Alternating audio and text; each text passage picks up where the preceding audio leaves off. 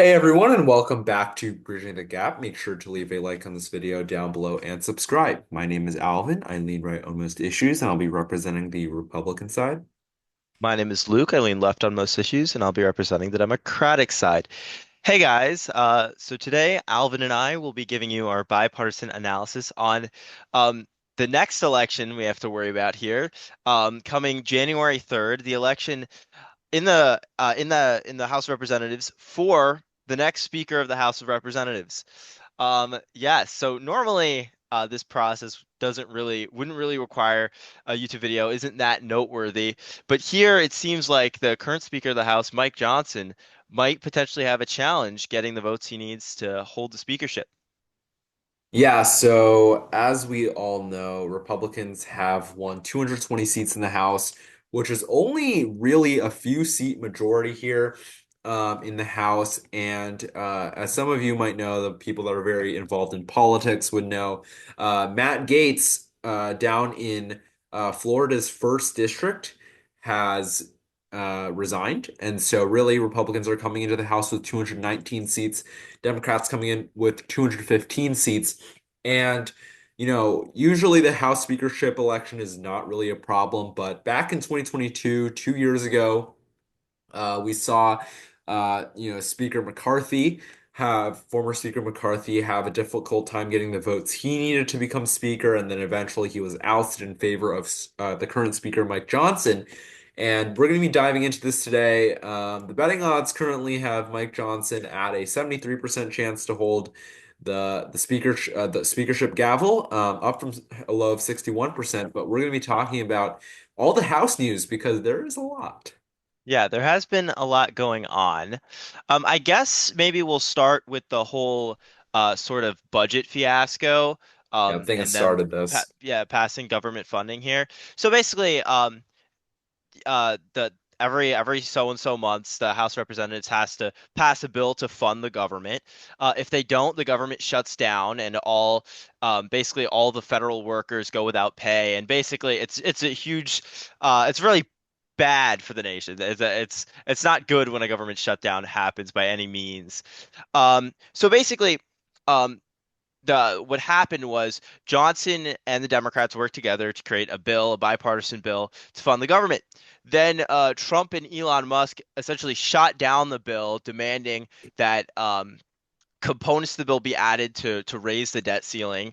Um, and the whole bill sort of fell apart, and it caused a lot of infighting among Republicans, some wanting to follow Trump's orders and raise the debt ceiling, others who are more fiscally conservative being completely against that disorder within the Republicans led them to attempt to pass the Trump version of the bill, which then flopped. So Johnson had to go back to the original bill and work with the Democrats, and as you can see in this article here, eventually pass a bill to fund the government, which Biden signs. Now, I feel like that sort of chaos and confusion, which I kind of just laid out in the best I could for you guys, is part of the reason Johnson's in trouble because he he's struggling. He doesn't really have the votes to follow Trump to the letter on what he wants to do and the policies he wants to pass. And that poses a problem because there's a lot of Republicans who are very loyal to Trump and others who just don't really like Johnson. So, yeah, that's like a prime example of Johnson not really being put in the best position. Um, and yeah, potentially, like he could definitely risk losing support from a situation like that. Yeah, so I think there's a few things here to break down. I mean, number one, I think the House of Representatives, it's known as the People's House, and it is a lot more responsive to public opinion than a place like the Hmm. Senate, where they are, openly defying the MAGA wing, electing John Thune instead of Rick Scott as their leader. In the House, they're much more beholden to these right wing, the MAGA wing because they have such a slim majority, and a lot of the House members are more ideologically partisan.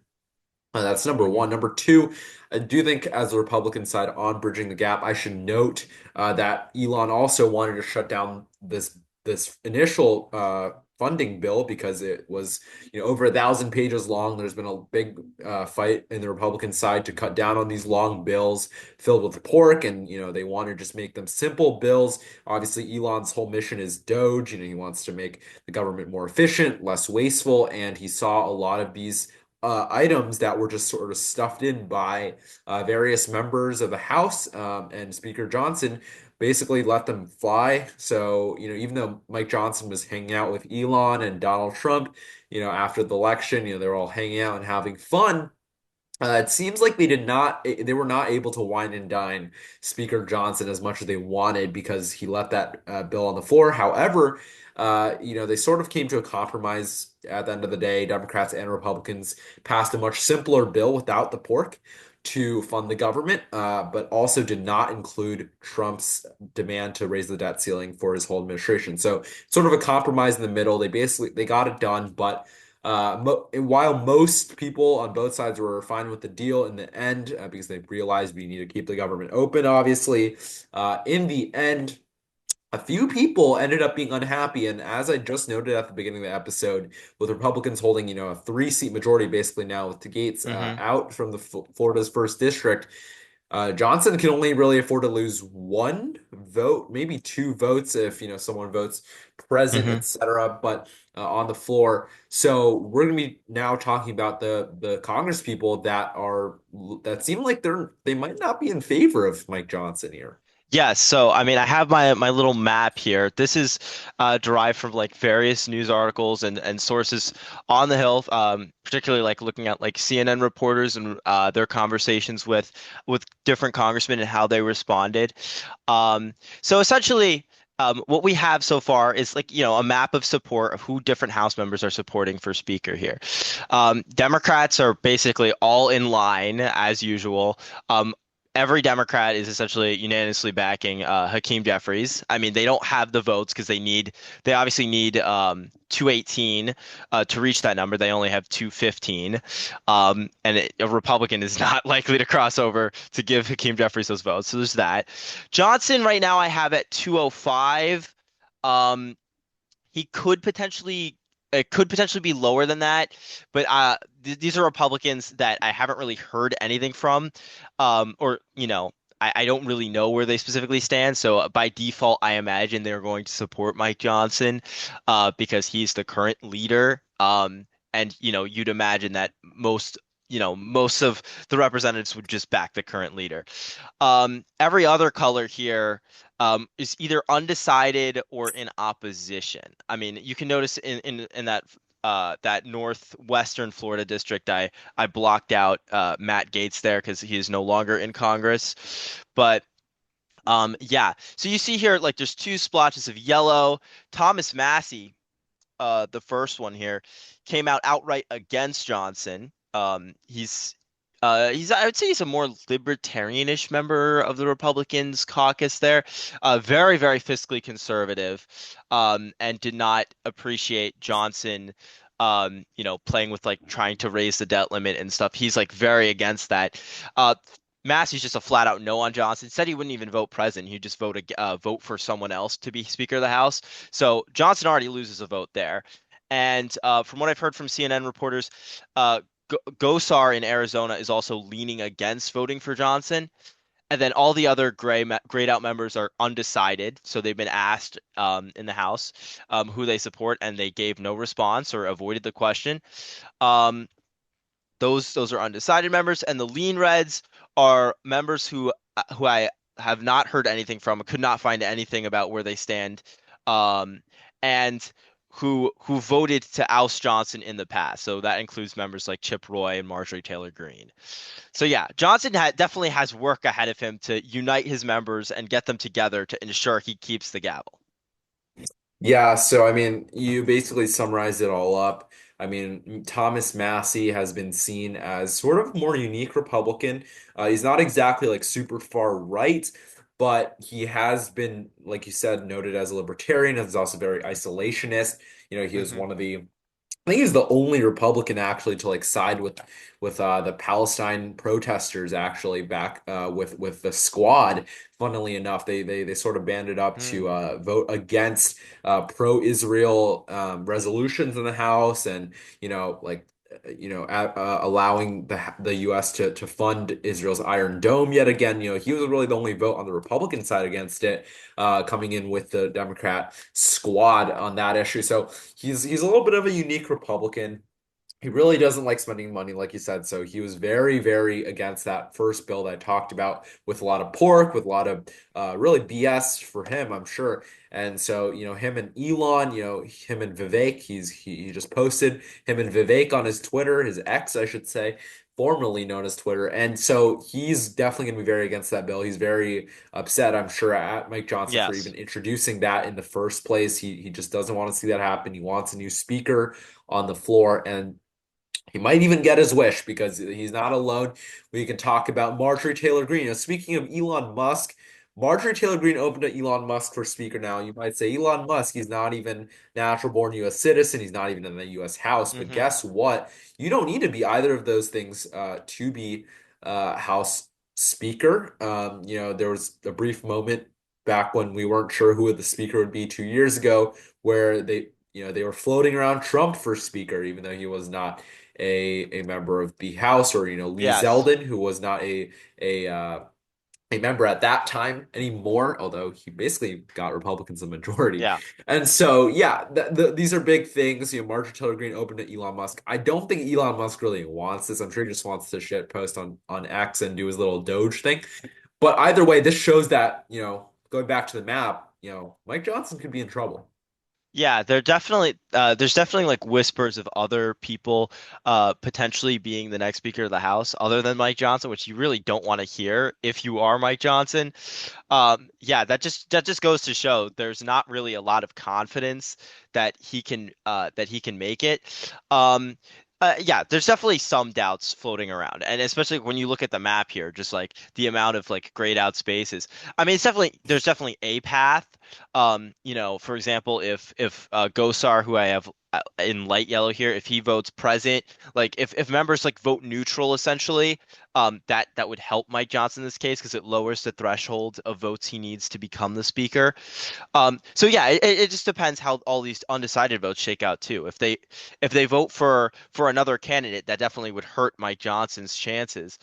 Um, but yeah, we'll have to see. And if you look at the betting markets right now, there's some like suggestions of who um, potential other Republican speakers could be. R right after Mike Johnson, you see the top ones are Jim Jordan and Steve Scalise, who are currently in leadership. Um, Also, they have Elon Musk there, Tom Emmer. Trump is noticeably there too. I don't know how that would work. Him being both Speaker of the House and President, that would be pretty interesting. But yeah, personally, I think the most likely the most likely alternative option to Johnson in my book is Byron Donalds, representative from Florida. The reason I say this is because a lot of these other representatives were like they attempted to become Speaker of the House after McCarthy was ousted. Steve Scalise, Jim Jordan, Tom Emmer, all three of them tried, and all three of them failed to get the votes necessary. And with Republicans having even less votes to work with than in 2023 when that happened, I don't think any of them would be able to really consolidate the votes they need. I think I think Byron Donalds, since he was not really wasn't really tested as a potential Speaker of the House, I think he could potentially muster up the votes to become the next Speaker, if not, if Johnson doesn't have enough. Yeah, we'll see about that. I mean, it's difficult to tell. Obviously, Mike Johnson was the one unknown guy that no one knew about. He was sort of the soft-spoken nerd in the back of the room that happened to get everyone's, support at the end of the day for speaker when McCarthy was ousted. And so, honestly, we might not even know who the next speaker is. It might just be another, generic white guy from the South. like Mike Johnson that, these firebrand members want to display their displeasurement, just like they did on McCarthy, and so they just put in a new guy that basically did what McCarthy did, and just said some things, was sort of cooler version of McCarthy because McCarthy was very disapproved of among the Republican base at that point, and they sort of threw their support behind Johnson to prove a point. And you know, that happened to happen, but we don't really know what could happen in the future. Some of these people that might not even be on this market could be Yeah. the next speaker, and we wouldn't even know. But honestly, Johnson looks pretty likely to hold it at this point. 74% looks pretty good, although I do want to remind people, there was at some point 74% that Biden would still be the nominee. 74% chance of a lot of things in politics that ended up just not being the case. So we'll leave this here, though. We'll just give you guys a little quick detail on Matt Gaetz as well. Maybe 1 or 2 minutes on this. Just that, Mhm. because we were already talking about the House. We were talking about how Matt Gaetz. We were showing you guys this little gray square in Florida. Well, Matt Gaetz has now been basically accused. I mean, the House Ethics Committee dropped their bombshell report this morning, Monday morning, bright and early, that he paid for sexual activities with a 17-year-old girl and other women, even though he was a member of the House at the time, throwing some very interesting sexual parties. Sounds like some Diddy Yeah. business in here. Very interesting. Yeah, I mean, yeah, that no wonder he resigned from the House, like trying to escape that. Like I think yeah, that was his rationale with leaving the House of Representatives to try to um there was a belief that if he left the House, the ethics committee couldn't release the report, but yeah, they just did that anyway. So as you can see here, yeah, he's being exposed for that stuff, which is really crazy because Trump initially had Matt Gaetz as his pick to lead the Justice Department, but like this guy, like a pedophile leading the Justice Department would have been crazy.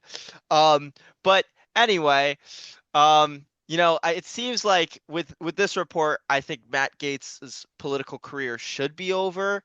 Um, Fingers crossed, at least. I mean, I guess we'll see what happens, but yeah, yeah, it's just really just mind-boggling to me that this guy could be Trump's right-hand man. Um, anyway, but yeah, he's out of the House of Representatives, and Johnson has one less vote to work with, trying to claim his speakership.